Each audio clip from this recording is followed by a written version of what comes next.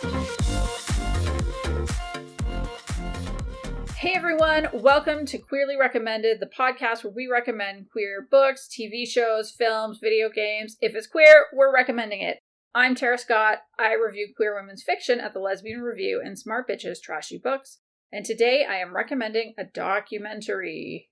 And I'm Kris Bryant, a contemporary romance writer for Bold Strokes Books. And surprise, I will be recommending a documentary as well. But a different one. So get ready. We hope you like documentaries, because we do. So. You know, we're over the age of 30. Mm-hmm. Once you hit 30, documentaries, which used to be what we watched in school. Oh, yeah. You know, we got rid of them in our 20s. We're like, oh, these are awful. Yeah. Reminds us of school. And now we're like, oh, these are pretty interesting. Yeah. So now we're watching documentaries. Fuck all those art house films we were watching in our 20s. Right. If you would like to support the show, you can contribute to our Ko-fi. Ko-fi is a site that lets you support your favorite content creators, including us. If you're interested, there is a link in the show notes, or you can visit coffee.com/queerlyrecommended. So, tell us what is going on in your world, Tara. Well, my hair is hot pink. Yes, it is. I very much love it. I started off I love it too. In the spring. In June, right before I got COVID, and I bleached it out and did lilac, like the Megan Rapinoe, which I was a big fan of. But now that there's like a dark root there, the hot pink is very much working for me. And I went this week and also added to my tattoo collection. Yay! I know, it's pretty exciting. So it's on the right side of my right calf, and it starts like it kind of grazes my kneecap. And also grazes my ankle bone. The ankle hurts like a motherfucker. That is on the bone. I did not care for it. I told that to my tattooer Kate. I said, I do not like this. And they said, yeah, that's a spicy spot. I had 2 labor and deliveries. As we know, I have 2 kids. I did not swear either times when I gave birth. The only times I've sworn is when I had the outside of one of my elbows tattooed and my ankle. It was just this like out of nowhere, fuck! I don't recommend. I'm laughing because I really feel your pain. Yeah. I was amazed with how painful it really was. Oh. I had a back tattoo when I was in my 20s. Oh, yeah. And, oh my God, I was like, it was on the shoulder blade. And it was like, and I was very, very thin back then. And it was just like, I was so shocked. I was like, really? Like, this is a lot of pain. Over the I didn't know is like bad. how to react. Yeah, that's tough. Over the bone is terrible. Well, that was like, so I have what I like to, my tattooer and I loving, because all my tattoos at this point, I had 3 before. They've all been covered by this one artist. And so everything I have is by one artist. I'm like a walking, talking Kate Scully billboard. And we like to refer to, well, I went in for a sleeve and I walk out with what we like to jokingly call a bolero jacket because it's 2 sleeves and they're connected by an upper back piece. And they have these 2 little pieces in the front that are connected as well on the chest that just sort of go over the chest, the chest bone, the sternum. And yeah, I did not care. I was going to say, ow. That was very bad. So yes, I am continuing to add to my tattoo collection. Somebody asked if I was going to get a full body suit, and I was like, absolutely not. There are some parts of my body I'm not interested in, like, say, my ribs, or my belly, my God. or I do not want to get my breasts done. If I ever have to have a mastectomy or anything like that, like, I think then I would tattoo my chest, but like, no, but I don't think I'm going to actually do this, but what I think would be hilarious to go with my bolero jacket is what if I got tattoo chaps? Like, I don't want my butt. I don't want the backs of my knees. This is perfect. But what if? Tattoo chaps. Yeah, what about tattoo chaps? I think that would be funny. So I love it. Do it. What about you? How are you doing? How was ClexaCon? Okay, so ClexaCon was actually really, really fast. I was surprised, but also I did things outside of ClexaCon too. I took my mother's goddaughter, who I affectionately refer to as my cousin, Sonia. I brought her along, so she was in from Germany. So I'm like, hey, do you want to go to LA with me? She's like, absolutely. So she's old enough to like do her own thing, and she speaks English very well. So she went on a tour of Hollywood and the Los Angeles area while I did ClexaCon. I will say this, in 2019 when I went, it was in Las Vegas, and it was massive. It was huge. There were over 5,000 attendees. It was incredible. It was just amazing. So, and we knew that right now, after COVID, before it was like in April. It was in April of 2019, I think is when it went down. And so to have it in July, that's, a lot of people have kids, they're summer. So they tried to make it more family friendly by having it in LA, which is in Anaheim, which is right next door to Disneyland. I don't know that helped really, because it's not easy to get to LA. It's not like Vegas. Like, so many flights go into Vegas every day, every airline, and it's super cheap. But it's not super cheap to fly into one of the 5 airports in Los Angeles. By the way, I flew into the wrong one. Oh, no. But my awesome friend Casey Richardson picked us up and drove us like 9,000 miles to get to where we needed to be. And she said, yeah, Uber next time. Like, you have to Uber back. Enjoy your like, $200 so Uber. Much. Yeah, I know. But, it was the event itself. There were only like 700 to 800. Oh, really? I guess attendees. Yeah. So it really, it shrunk. Was it a good group of people at least? You know what? It was an amazing group of people there. Like, there was so much diversity, and it was so different than GCLS because, like, everybody was queer. Mostly everybody was queer. And even if you weren't, you were very respectful of the people who did identify as queer.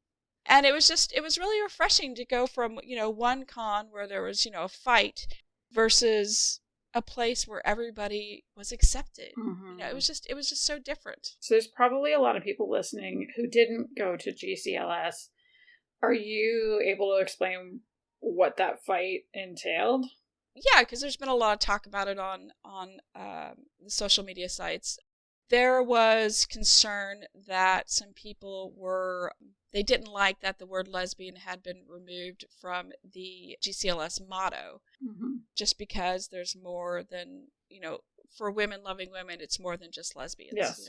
We have a lot of the whole LGBTQ umbrella, and there's a lot of things that I learned that I did not know about as far as the whole umbrella. But there was concern that the word lesbian was being erased, and that's not true at all.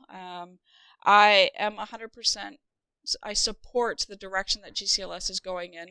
They're being more inclusive, including trans members and bisexuals and pansexuals and two-spirits. Never heard of that. I had to learn that. Oh, yeah. We talk a lot about that in Canada because it's a part of Indigenous culture. I learned that too. And even non-binary folks, they were not, they didn't feel welcomed. And so GCLS took a big jump over COVID, I think, during the whole pandemic. They took a big jump, and they started a diversity and inclusion part of the group. I think it started in 2020. And since then, several people have quit just because it has been just a fight to get everybody to really get on board with this and to open up their arms and their hearts to people who identify not as lesbians but are still writing under women loving women, who still identify as women themselves but are not accepted. So to go from that to we love all queer people, it was amazing. Like, that part was great. Yeah. And we did sell some books, so that was nice. Good. And then we had a panel. I was on a panel at 9 a.m. Yeah, how'd that go? Sunday morning, which was total shit. Oh, Who does that? Well, you were concerned. You're in LA. I was totally concerned. Yeah. I'm like, fuck, really? 9 o'clock in the morning after all-nighter on Sunday or on Saturday night? Like, who does that? I was begging people, please. Thank you for buying my book. Will you please come to the panel at 9 o'clock in the morning? And the look on their face just told me, are you fucking kidding me? I'm sorry. I don't know why this happened. But you know what?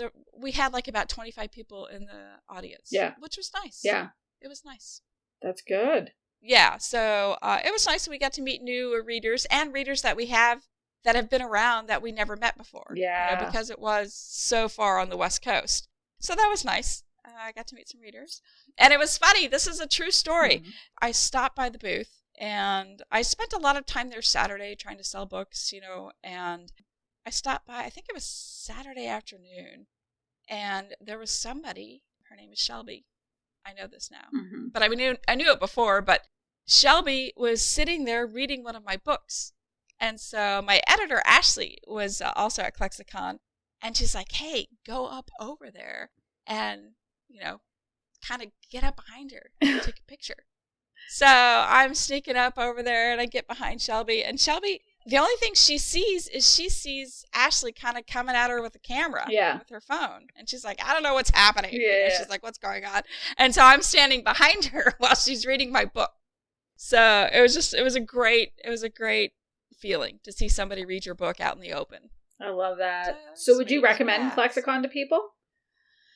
I really do.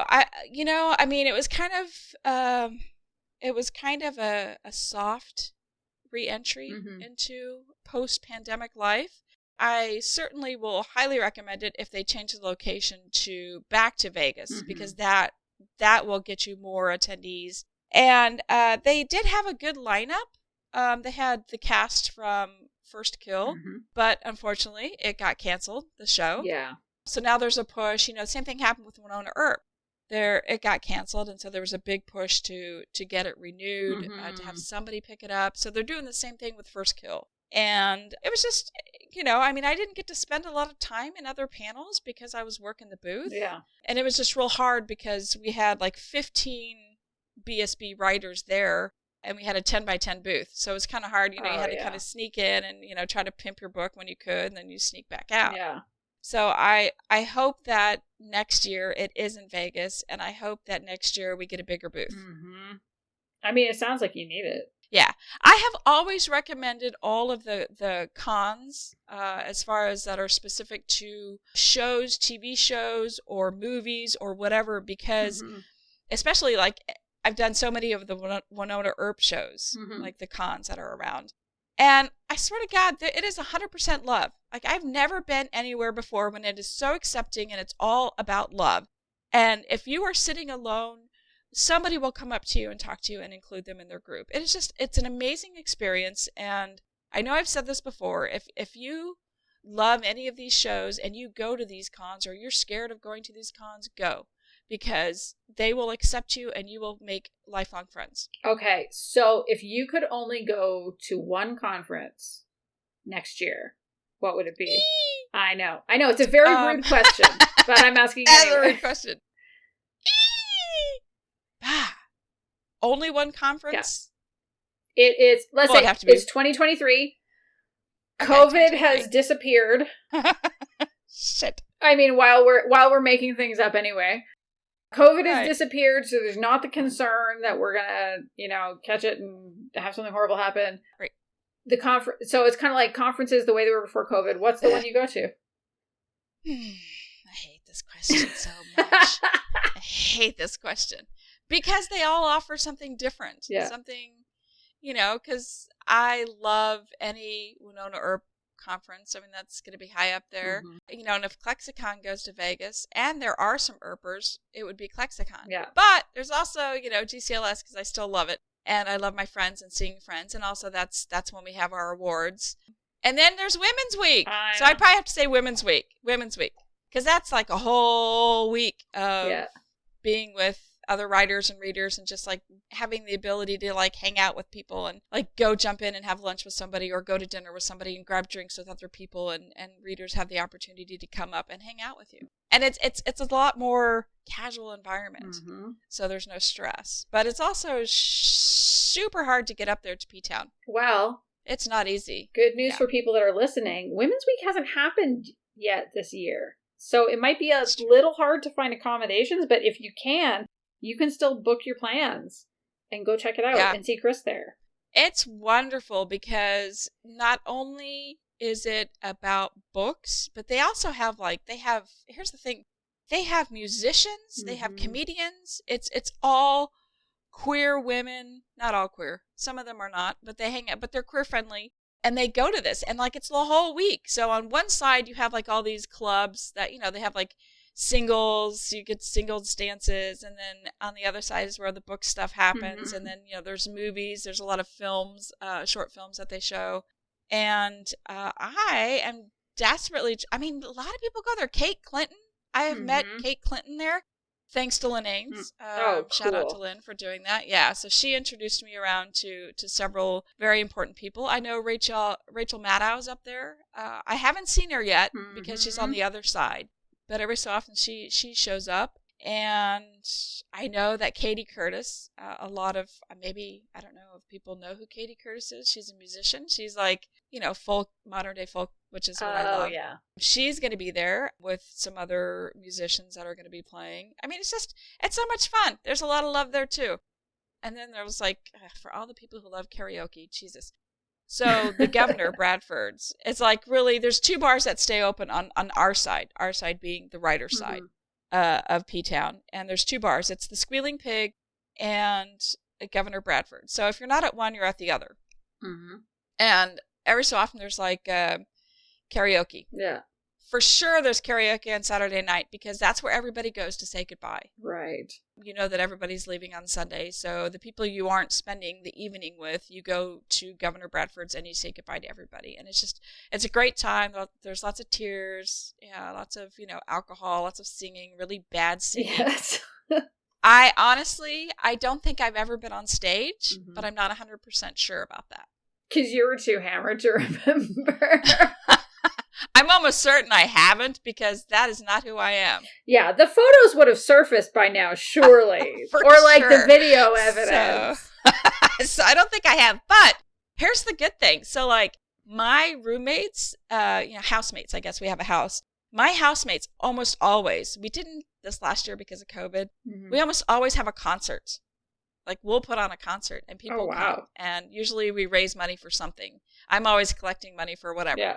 And I flash my dimples. I'm like, hi, we're saving money for the animals. Give us money. Dimples and so, for the dimples for the people who are like, did she just say nipples? You were talking a little fast. But I'm not going to say that there haven't been some nipples that have been seen at these parties. Sure. But we raise money.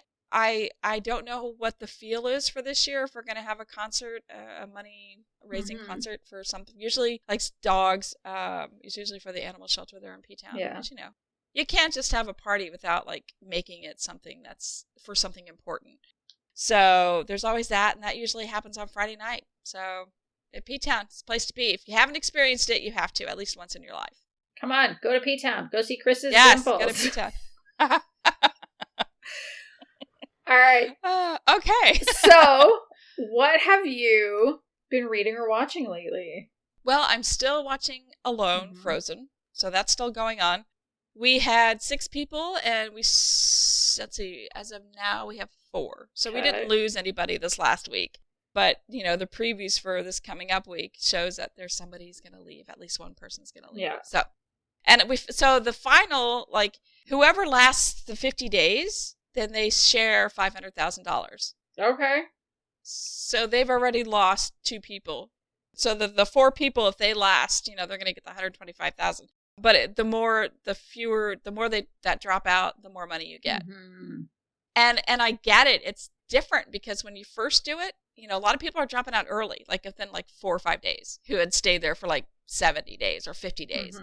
Because you remember what it was like the first time. And you're like, oh, hell, I'm not doing this again. Oh, is this an all-star season?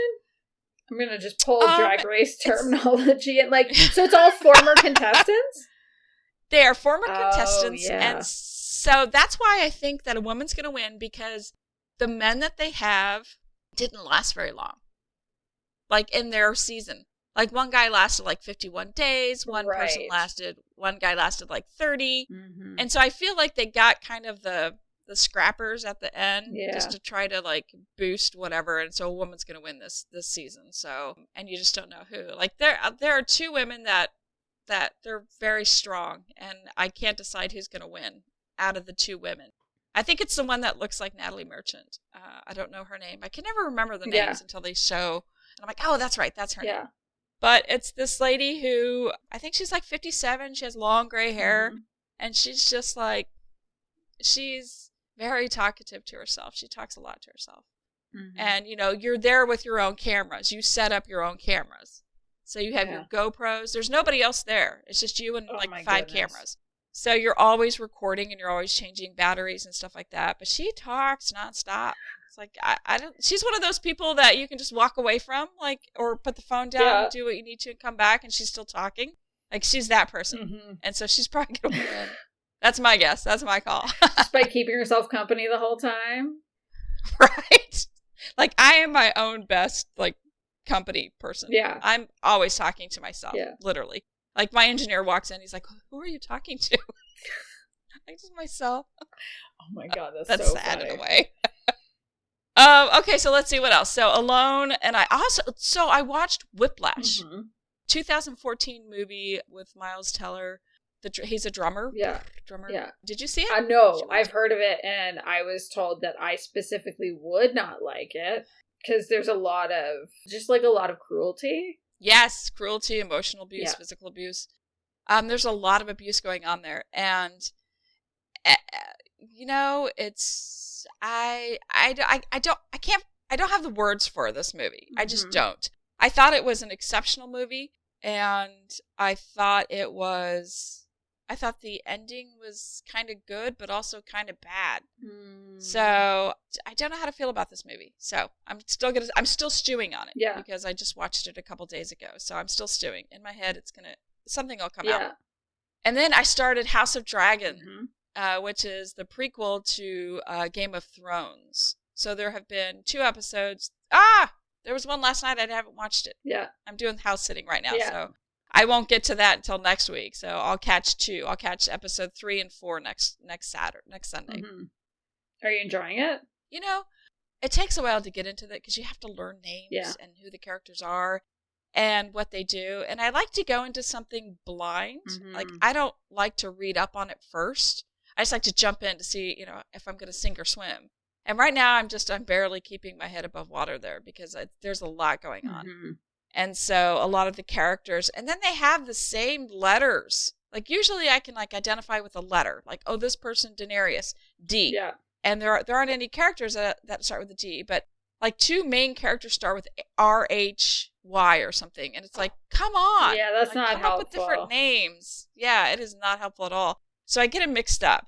So I'm having issues with that. But I feel like by the end of the 4th episode, if I don't have it down, then I'll do some back checking on, IMDb or something, or whatever's on the web. But yeah, of course, it's dragons. I love it. It's, it's that time period. And I feel like I would be a part of House of the Dragon. I would like a dragon. I would like to work with dragons. I would like to be part of that family. Anyway. When are you going to write a book with dragons in it? I don't think I can. D. Jackson Lee already has she wrote the coolest dragon book. Yeah. So I can't. Yeah, not my thing. All right, but fair. I love sci-fi. Yeah. What about you? What have you been watching or reading? So I finally caught up to you on Glow Up. That season was so good. I loved it. So good. That season so much. And I feel like, so it's only been out a few weeks, so I don't want to give away who wins.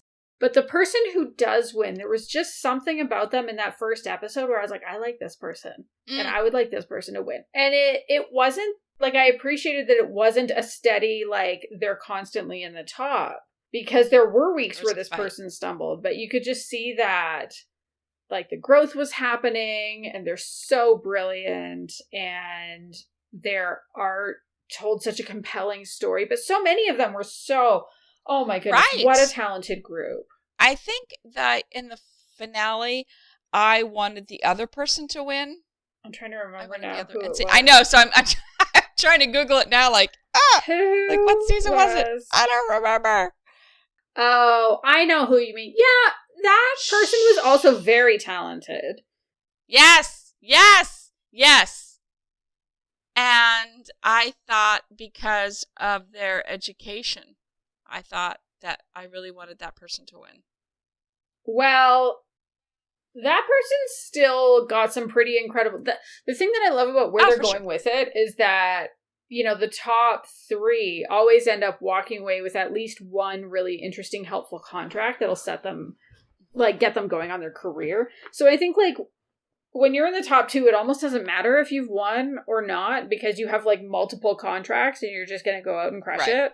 So yeah, I thought it was a really, really strong top 2. I was kind of surprised by the third person who made it into the top 3, because that person was not nearly as strong. Like, whew, that's what? Yeah, that was a surprise.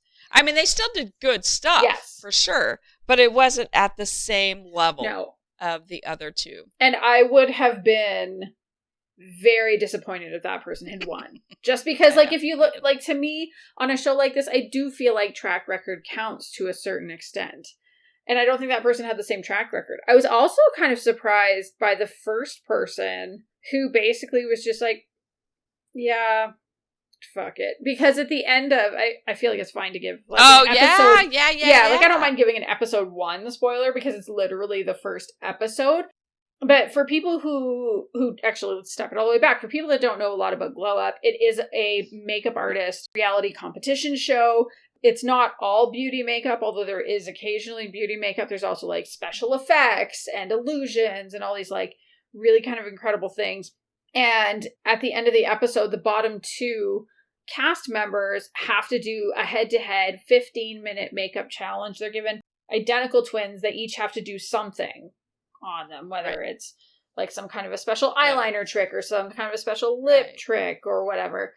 And there was one person who was just like, yeah, fuck it. I'm not going to complete the assignment, and just did something different, like wrote some words on this person's face and then was like, yeah, goodbye.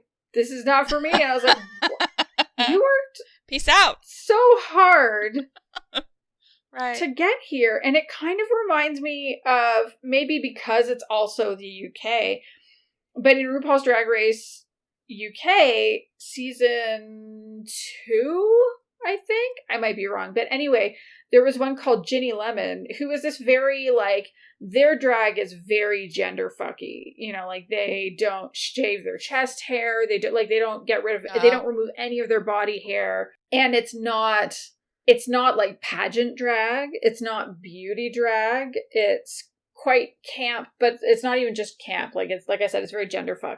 And they had to lip sync for their life one episode, and just literally the music started, they put their hands up, kind of like next to, like, did this flourish with their hands next to their face and walked off the stage.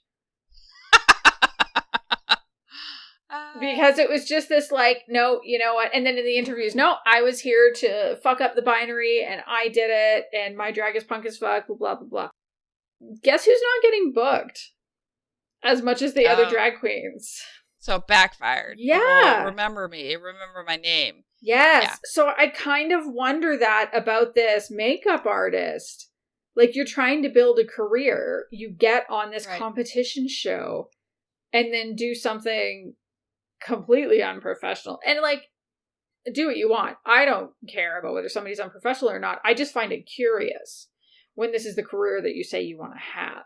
Mm-hmm. So, but yeah, excellent season. Love that season. Also, like, maybe we have to blame it on youth. I don't know. Oh, yeah, that's true. That person was a baby. Yeah, super baby. Big time babies. So, I mean, we all remember what we were like in our late teens, early 20s. I prefer we not to. I'd rather not. Yeah, we were total dicks. That's what therapy's for. Yeah. Oh, I remember that. It was a horrible time in my life. Yeah. So yeah, we've been watching that. We're watching our way through Sandman. Yes, of course, we could be all the way finished, except we're watching it with a friend who's in Toronto. We get on the phone with her and, you know, watch episodes and talk about it and whatever. And she is happily coupled up now with her girlfriend. So we are not... Oh! Yeah, I know. That's amazing. So we're watching it more slowly than a lot of other people. I think they're busy. They have other things to do. Exactly. She has a wonderful girlfriend that she's really happy with to hang out with. So, but I like it so far. I haven't read, because I read the full series probably about 15 years ago, and it was good. And I haven't gone back and read it again since then. I'm waiting until the end of the season, and then I'll read the first book, because the first season appears to be that first book. Okay. But I feel like they've done a really great job of capturing the vibe, which is what I was kind of most nervous about. Like, how do you translate a story like this from a graphic novel to the screen? And I think they've done a pretty good job. I don't remember enough to know, like, what's left out, what's kept in, but it works. I think they've made the characters interesting. They've updated some of the representation. So, you know, there are more Black characters, there are some gender swap characters, there are more queer characters. In the comic book, there's kind of an upsetting scene where someone is controlling other people, and so the lesbian character is kind of made to either make out or have sex with a dude. That doesn't happen in this series. So I like that there's kind of this like, oh, hey, let's update it for where we are now in the world and as a culture. I don't think it's going to be for everybody, because it's very, very fantasy-esque, but not in a... It's more like an urban fantasy then. It's not like swords and sorcery or anything like that. Okay. But I like it a lot. Have you watched it? No, you know, I want to say I started it, but I didn't get very far. But I don't remember why I didn't get very far. I don't know if it was by choice or by, like, outside influences. Like, I have to go do something. Yeah. But I'll have to revisit it. Just to see, like, why didn't I finish this, or why didn't I get this fully started? Yeah. I don't remember. Well, the premise is that the main character is the Sandman, who, you know, controls all of everybody's dreams, who is kind of summoned and captured by this super, super rich British guy in the early 20th century, who, because he's actually trying to summon death because he wants his son, who died in World War I, to be brought back. He wants his son back. And instead he captures Dream. He doesn't capture Death. And steals Death's Dream's 3 instruments. The 3 things that he kind of needs to be himself and do his thing and, you know, do his job as the Sandman who influences dreams. And, you know, Dream is kind of kept capture for around a century and finally breaks out and has to go get his instruments so that he can be himself again and have his full power. And then it goes from there. So yeah, It's good, but I don't know if you'll like it or not. Okay. So I say give it a try, but also trust your gut. And if you're like, this is not for me, that's probably not going to change. I'll sing. Yeah. And don't you remember that song, Sandman? Oh, yeah. I do. Like, I 2 songs. Like, there was the oldies, that's the Motown. one I remember, yeah. Mr. Sandman. Yeah. Yeah, and then there was also, was it Metallica? Oh, yeah. And yeah. Has anyone done a mashup of the 2? Has that happened yet? Oh, I don't know. I feel like it must exist somewhere. It's like some super like light, fluffy, oh, bring me my dream. And then you have this, you know. So that would be fun. That would be fun. Yeah, but that song scared me when I was a child. Yeah. Yes. That's fair. And then I read Chelsea Cameron's latest book, Kissed by Her, it was fun. It was fun. I enjoyed it. And the premise is, okay, do you remember the Parent Trap movie, the Lindsay Lohan one? Yes. Okay. What if the nanny and the bitchy stepmom-to-be fell in love with each other? Oh. Mm-hmm. Oh. Right. Exactly. So, a little bit of an age gap, only 6 years, but the bitchy stepmom-to-be is the dad's assistant, who kind of is angling to marry him because she's sort of been set up and raised to, like, the way to financial security is to marry a rich dude. And, you know, the kids are not having it. And the nanny is also not having it because she's been part of the family for a decade now. These girls are 10. And yet an attraction sort of builds between the two of them. Like, they start off very snarky and not quite enemies to lovers, more like slightly antagonistic, largely indifferent towards each other to lovers, if that's a category or a trope. The one thing I found especially interesting was that the Ice Queen, you know, stepmom-to-be assistant one, it talks about how she has had her breasts augmented, which I don't think I've seen in lesfic before, because not only has she had them augmented, but, like, there's conversations about, like, they talk about it, and they talk about her body image and sort of the things that she's done to try to land a rich guy, and what does that mean, and how does she feel about it. So I thought that was really interesting. I mean, if you're looking for a contemporary romance that's like fun, no angst, no stress, no real like, will they or won't they, then that's a good one. I think that's the only reason it's not an official recommendation is often with this author's books, I'm trying to think of how to put this, because I generally find it a positive. I like that she doesn't write the breakup and then the makeup, because sometimes I get a little tired of that. Right. And typically there's enough other conflict happening elsewhere that it works. And I still think this story works. There's not really a lot of conflict once they stop being total bitches to each other. So, yeah, like if you're looking for something fluffy, then I definitely recommend you pick that up. I think that's a good choice. Good. So, Kris, what is your official recommendation this week? Okay, so I want to start off by saying that I've always been really impressed with the X Games and the athleticism of a lot of the like the skaters, for sure. Mm-hmm. Like in my life, I've always thought that I would be like a skater girl, but womp womp, it didn't end up for me. I mean, like I did okay on the skateboard. I'd like anymore, no, I would never get into skateboard now, but I did okay, you know, when I was like a young teen. Mm-hmm. But here's the thing I love, like in Kansas City, we have a lot of skate parks, believe it or not. Who knew? And some of the best photos I've ever taken, like I love taking photos. I mean, that's my thing. I have a bunch of photos that I've taken on my website, and I used to do these photo trips all the time. Like that's what I did before I started writing. Every weekend I'd grab my camera and go somewhere.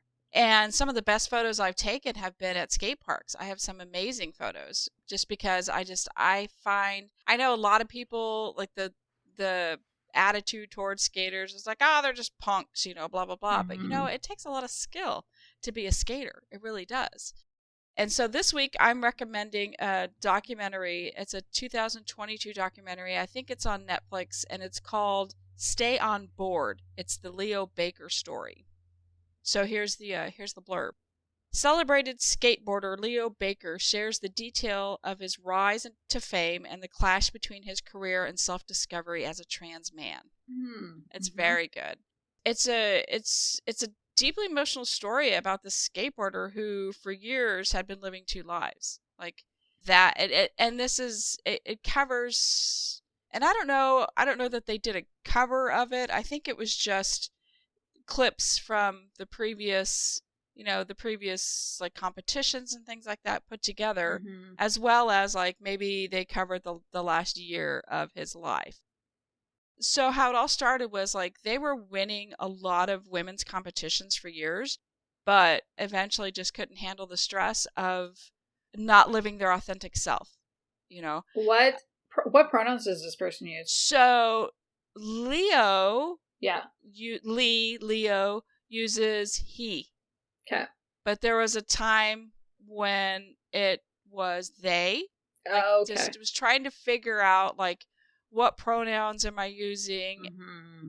So like for years, you know, he was tired of being influenced by sponsors. You know, that's a big thing in skateboarding because that's where you get your money is the sponsors. Yeah. And you know, trying to be marketable for who they were. And so there was just so much pressure.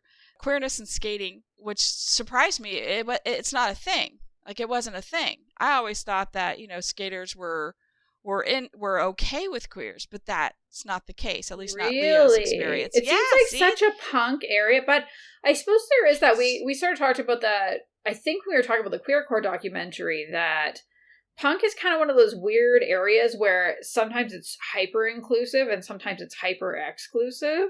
Right. So I wonder, is skateboarding, if it might be kind of like that? Well, it used to be.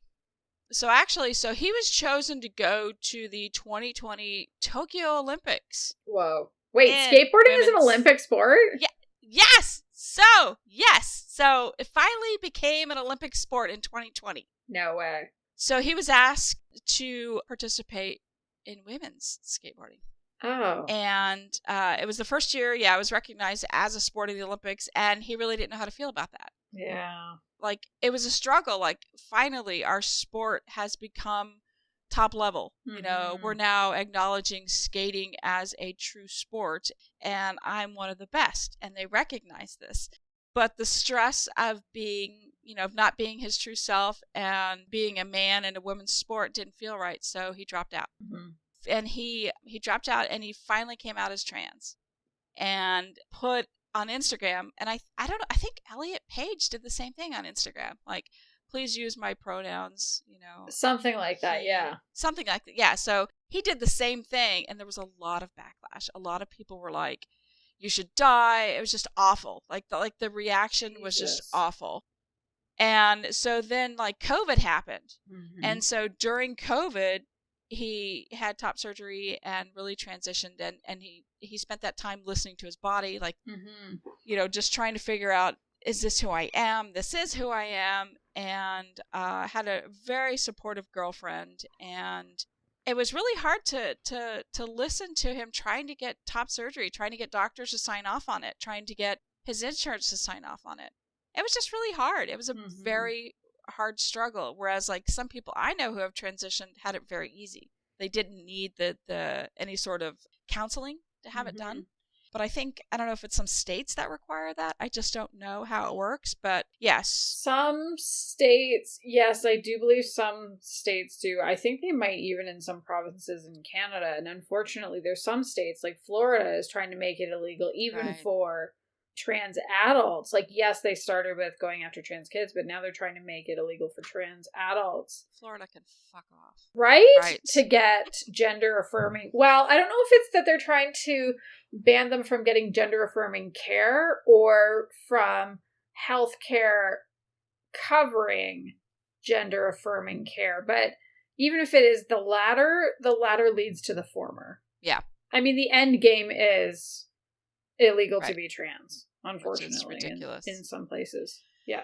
So after he makes the announcement and he's like, I'm trans, this is who I am, he meets a handful of queer skateboarders who want to kind of have this little group and identify and just be inclusive and just, and really feed off of one another and just have fun skating. Like, that's the problem. A lot of times when you're really good at something and you go to a professional level, you lose the love of it. There are too many rules. You have to do certain things. And so he and a couple of other queer skateboarders created the business Glue Skates. And so they started called the Glue Skateboards. Glue Skateboards. And I love this quote. He said, I want queer and trans folks not only to see themselves represented in this industry, but to feel safe and welcomed. So then this business started, and other good things were happening to him as well. Like Nike gave him his own shoe, like an Air Max 90. Whoa. Yeah. And so then there were some billboards up in New York, where it had, him and like just being his authentic self and having a shoe. And he's also in video games now, like Tony Hawk, some of the skateboarding videos. Yeah. Oh, so cool. Yeah, very, very cool. I really recommend watching his story if you love queer power and, finding yourself, being your true authentic self, and just watching how happy people who are trapped in the wrong bodies, feel like they release themselves by showing, courage and standing tall, in the face of adversity, and being true to themselves and just like putting up with the bullshit that's gonna, come at you. For people who don't agree or think that what you're doing is wrong, and you're just going to have so much support. And so it was a very uplifting documentary, and so I recommend it for that reason. I think it is also important to note, we both know, but in case other people don't recognize or don't know that we do know, not every trans person feels like they're trapped in the wrong body. Some people are quite happy not modifying their body, not doing any of those like healthcare measures and still being trans. I mean, however... If a trans person is trans, however that looks like, that's fine. But, for some people, that is part of the journey. Right. And I think that is important to see, too. And we should all be concerned. Every queer person should be deeply concerned right now about, like, if it's this difficult now, when there are legislators who are trying to make it even more difficult, like, they're starting with trans people. Because they're able to, like, that's the wedge that's working. They're coming for all of us. So again, vote like your life depends upon it, because it does. For sure. And talk to the people around you. help them understand the realities of your life. Even if you're not trans, like if you can be a messenger to point out, like, why do you care? How does this impact you? Why would we not want to have trans affirming healthcare available when it literally saves lives? Right.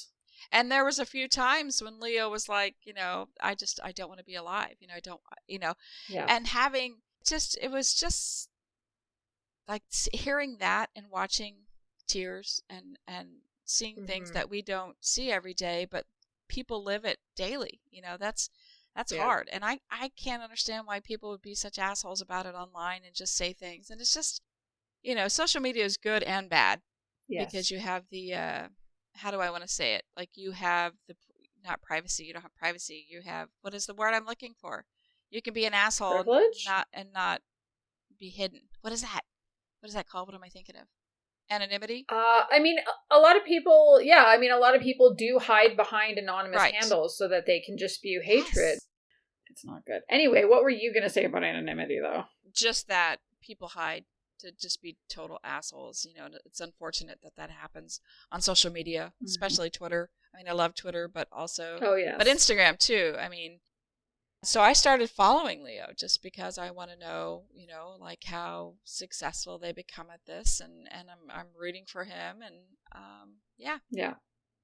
Anyway, wow. What about your recommendation? What is your official recommendation this podcast, Tara?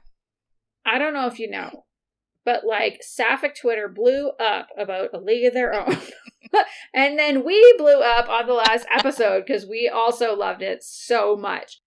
So when I was watching A League of Their Own, I thought, I've been meaning to watch this documentary since it came out, and I just never got around to it. So I finally got around to it. It's called A Secret Love. It is on Netflix. And it was funny. I tweeted about it too, just saying, like, if you loved A League of Their Own, you should really go check this out and catch out one of the real life stories. And that I got so many responses to that. Good. A lot of people agreed. They also I ugly sobbed at the end of this thing. Like it was not good. And apparently a lot of other people did that too. And so if you want to learn more about one of the real life players from the All-American League, you should definitely check this out because it tells the story of the Peoria Red Wings player, Terry Donahue. She played between 1946 and 1949. And it's about her and her partner, Pat Henschel. The one thing I'll say is I did find it a bit slow at times, but I am so glad I kept going with it. Like I had to watch it in a couple of sessions, but it was absolutely well worth it because, it tells the story of these two women. They were together for 72 years. Like, can you even believe that? That's amazing. It was incredible. And so it's set up so like we first meet them kind of in the present. They're still living in their own home, but it's clearly time to start investigating other options. Terry I think she had Parkinson's. I don't know if there are other health conditions that involve a lot of shaking, but so Terry had something like that. And like these women are in their early 90s at this point too, right? And so, they go to Edmonton to visit Terry's family because that's where a lot of them are. But, Pat's not really into moving to Edmonton, which, living in Edmonton's rivalry city, I can say I understand. Why would you move to Edmonton? And then it sort of goes back into their backstory. And so you hear about their childhoods, and they're actually both Canadians who ended up, like, after Terry was done in the All-American League, they stayed in the U.S. because they had a life there and they felt like it would be easier for them to be together. But they didn't come out until like a few years before this documentary was filmed. Like they were together for more than 60 years before they told anyone in their families. And Terry's family in particular, like she's very, very, very close to one of her nieces. And their relationship almost seems more like a mother-daughter relationship, but if it was like a really happy, healthy mother-daughter relationship. And so it kind of gets into that anxiety of, I mean, it's always kind of hard to come out for the first time, but like coming out for the first time when you're in your 80s. And then also kind of gets into more of their backstory. Like they worked at the same company and everybody just thought they were roommates because, it's safer when you're a single woman through the decades. It's cheaper. It's all these things. And, we see them have dinner with this gay couple that they're really close friends with. And so it really kind of gets into that like found family. Like they have two families because they have Terry's family. I don't think anyone in Pat's family is still around or they're in communication with them, but like they have Terry's family, they're her biological family. And then they have this other family that they've built, which is like who they went to house parties with, who they went on vacations with, who they have dinners with. That was really lovely. And even go so far as explaining some of the like, you know, we talked about the bar raid scene in A League of Their Own and how that was quite upsetting and rightly so. But they talked about how they didn't go to the bars because they were afraid of being arrested. And so, you know, they went to house parties instead, which is more of what we see, like what Max goes to at her Uncle Bertie's house. And they said because of the bar, and they got into a little bit more of an explanation than what we got out of A League of Their Own, but because of what they called the 3-article law, which is you have to have 3 articles of women's clothing on. So if, you know, the police raided a bar and if a woman was wearing a shirt and pants, she was arrested and her name was put in the paper. And I went and looked into it because I think it was Terry that mentions the 3-article law. And I was like, okay, I'm going to go do a little bit of research into this. Like insofar as I can do a quick internet search. Like I'm not digging into law books or anything. But it was never actually a real law. It wasn't an official law on the books. And they primarily, those arrests, especially in like the 40s, 50s, and 60s, kind of until Stonewall, when these arrests dropped off, like cross-dressing wasn't a thing anymore at that. Well, I mean, people were still cross-dressing, but they weren't being arrested for it. And it was largely around 19th century masquerade laws. There was no law that said you have to wear 3 articles of clothing that aligns with your gender. But it got referred to, it's either was a rule of thumb that was used by the police, or it was basically a term that queer people would use to warn each other. And I just thought this story was so beautiful. And it really did a great job of showing what were the dangers of living as a queer person at that time. What did some people do so they could pass as straight while still effectively being married and living with their partner so that they could avoid criminalization or hospitalization? Because this is also a time when, you know, queer people would be institutionalized and they might have electroshock therapy. They might be lobotomized. Like some pretty heinous shit happened. And so when it comes back into the present, we see them, you know, talk about should they get married because it's legal now. And it was really sweet because Pat was kind of like, well, I would get married. I think that would be really nice. And Terry's like, what's the point? Until Terry proposes.